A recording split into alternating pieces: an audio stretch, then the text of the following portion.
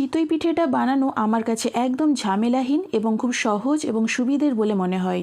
কদিন ধরেই পিঠে খেতে খুবই ইচ্ছে করছিল, তাই অন্য কোনো পিঠের কথা না ভেবে সোজা চলে এলাম চিতই পিঠে বানানোর জন্য। এখানে আমি 1.5 কাপ ভাতের চাল পরিষ্কার করে ধুয়ে সারা রাতের জন্য ভিজিয়ে রেখেছিলাম। চালটা খুব সুন্দর ভিজে গেছে। এবার চাল থেকে জল ঝরিয়ে নিয়ে চালগুলোকে মিক্সিতে মিহি করে বেটে নেব। শিল নোড়াতেও এই চালটাকে আপনারা বেটে নিতে পারেন। প্রয়োজন মতো একটু জল দিয়ে চালটাকে বেটে নিতে হবে। খুব বেশি জল দিয়ে চালটাকে বাটা যাবে না, কারণ জলের পরিমাণ বেশি হয়ে গেলে চালের ব্যাটারটা খুব বেশি পাতলা হয়ে যাবে, পিঠেটা তখন ভালো হবে না।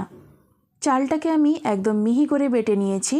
এরপর চাল বাটাটা একটা পাত্রে ঢেলে নেব। এইভাবে চাল বাটা ছাড়াও কিন্তু দোকান থেকে কেনা চালের গুঁড়ো দিয়েও খুব সুন্দর চিতই পিঠে বানানো যায়। সেটা আরও সহজ এবং সুবিধের বলে মনে হয়। পরের কোনো এক ভিডিওতে কেনা চালের গুঁড়ো দিয়ে চিতই পিঠে বানানোর রেসিপিটা আমি আপনাদের সঙ্গে শেয়ার করব।